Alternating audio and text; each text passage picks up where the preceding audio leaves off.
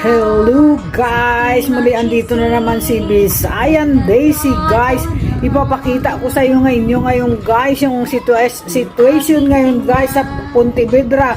Bukod guys sa Pontevedra, mas malalalim para guys sa mga panitan nakakawa ngayon guys ang kalagayan sa Capiz guys. Kaya ipag-pray natin guys ang mga tao sa Capiz kasi nandun ngayon guys si Agaton, si Bagyong Agaton, sinalanta niya naman guys ang Capiz guys, lalo na sa ibang mga lugar, basta lahat na Capiz, lalo na dun sa amin sa Pontevedra ngayon guys. Alam mo ba kahapon nagpost ako ng ano ko si China, di ba pinakita niya pa lang yung tubig, kunti pa lang na ano ba. Ngayon guys, kung dati kahapon may mga tricycle pa na nadaan, ngayon guys wala nang tricycle, hindi na pwede daanan ng tricycle tsaka mga sasakyan guys, bangka na ngayon ang ginagamit guys. Makikita mo naman yung mga ilog ngayon guys, wala na lahat ang tubig, lahat akala mo lumapad na lahat ang ang ilog. Kaya guys, ito guys, tingnan nyo guys, nakakaawa ngayon guys doon sa amin. Pinaano ko to guys ngayon sa pamangkin ko, sabi ko ipakita natin yung nangyayari ngayon sa Pontevedra tsaka sa buo doon lang sa lugar namin guys. Pero doon sa bahay namin, doon sa isang bahay namin wala doon, hindi kami doon binabaha. Yung dito sa bahay namin, yung pinaglakihan ba namin ba kay mama, kasi ang likod ng bahay namin na yung guys ilog. Pero yung pag malalim na talaga, saka kami doon yung umaapaw ang tubig sa bahay namin kasi pinatambakan namin yung guys na mataas. Pag hanggang baywang na yung tubig doon, saka umaakyat inaabot kami ng tubig. Pero ngayon guys, talagang pasok na ang tubig ngayon guys sa aming sa loob ng bahay namin, doon sa bahay nila mama dati. Ngayon, ito guys, tingnan nyo guys, talaga namang grabe ang tubig ngayon guys sa amin guys. Kaya ipag-pray natin guys ang mga tao sa Capiz. Guys, kasing paha.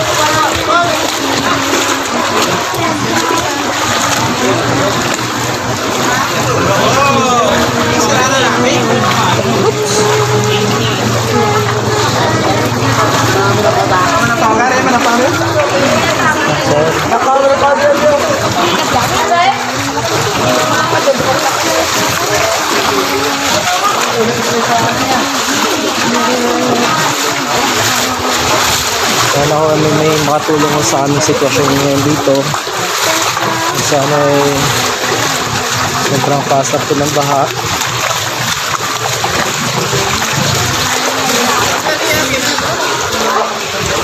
Sana ako may mabubuting puso dyan na magtumulong po sa amin.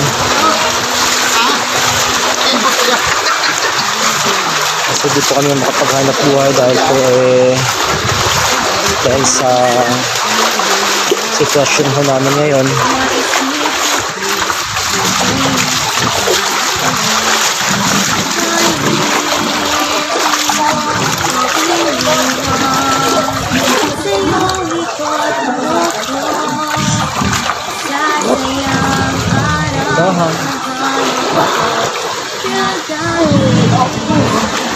Ito po yung public market ho.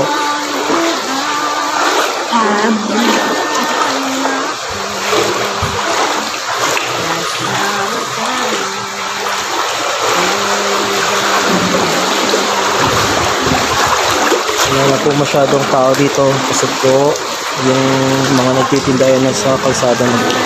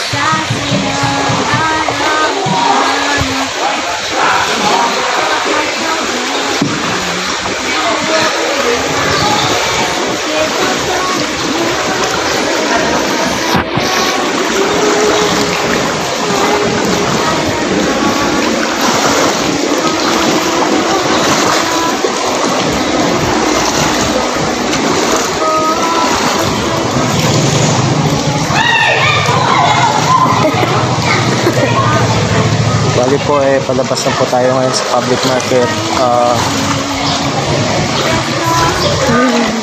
Yung labas natin ito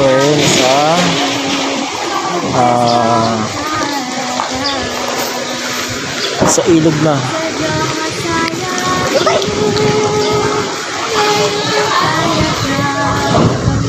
Bali mataas na po yung tubig dito. Lapit na magano hanggang bewang.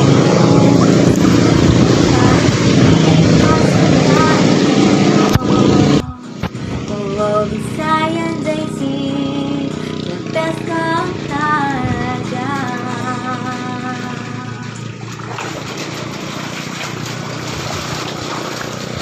Kadaan sa pinag-chisig. Yan po, kung nakikita niyo po, aapaw na po yung ilog.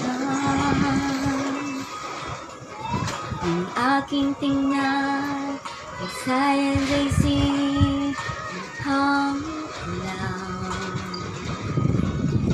Nakakatakot ang po yung dapat ilog. matulog na Dahil po ay sobrang lakas po ng current ng nagising tubig. na dahil sa kanya. Itong tubig na to mula pa Siya'y mula nagpapatawa pa 2nd District mukhang buang punta ko dito sa amin. sige pa ba na to sadyang masayahin Malyong kang talaga pag nito ang ubo sa mga jokes niya talbog ang lungkot mo pag siya'y kapusap mo Masyadong mataas ang tubig dito sa amin dahil nga po yung dali po ng tubig mula sa 2nd District pupunta po sa amin dito sa 1st District. the best kang talaga. Kaya pag may mga ganitong kalamidad, lalo pag maulan, kawawa po kami dito. Kasi dito po yung baksakan ng tubig. Pinasa Tiging generals kanyang pinamala Sige lang.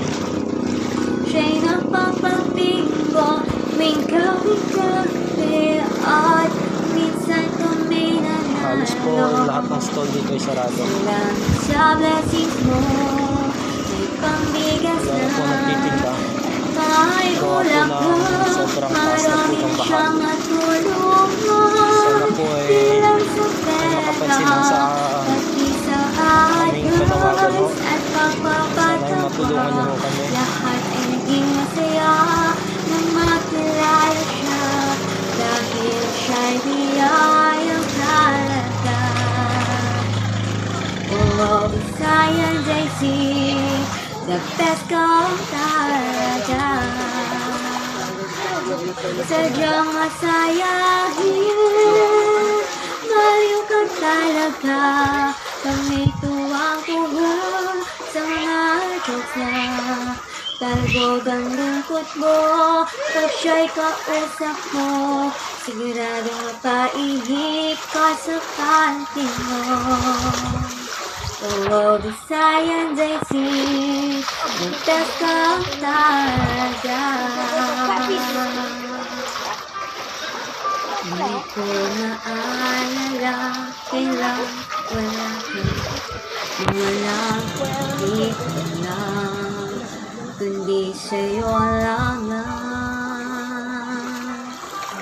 I swear ang pagdaanan natin lahat hindi ko naisip ano bang bagay hindi ko naisip na di natin magagawa dahil sino ko iniwan sa'yo ikot mundo ko sa sayang araw na hanap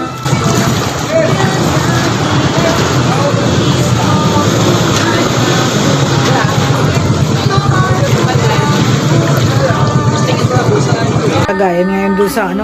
Hindi mo kasi guys maiwasan guys kahit nandito kami sa abroad guys, pero ang isip namin nandun pa rin sa lugar na pinaglakihan namin guys, kasi talagang may ano talaga guys, doon umulan talaga ng todo dun sa second district ba, sa mga Dumaraw, sa Kwartero, bagsak kaagad yan dun sa first district dun sa amin, kaming taga-sahod. Lagi kami guys, lumaki ako ng ganito, 56 years old na ako guys, sanay na sanay kami sa baha guys, kasi nandun kumbaga hindi sa isang taon ilang beses kami yung nasanay na kami, pero ngayon guys grabe, mas grabe to ngayon guys. Lahat marami nagsasabi na itong baha na to guys, unang pinakamalalim to ngayon guys, lalo na ngayon sige pa rin ang ulan dun sa ulan pa rin, walang tigil gawa ni Agaton. Ano ka ba naman Agaton, lumayas ka na, tuwag ka nang bumalik, hindi ka kailangan ng taga-kapis.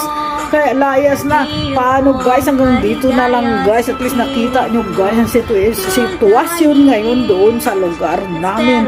Sa muli guys, bago sa inyong lahat, salamat sa panunood.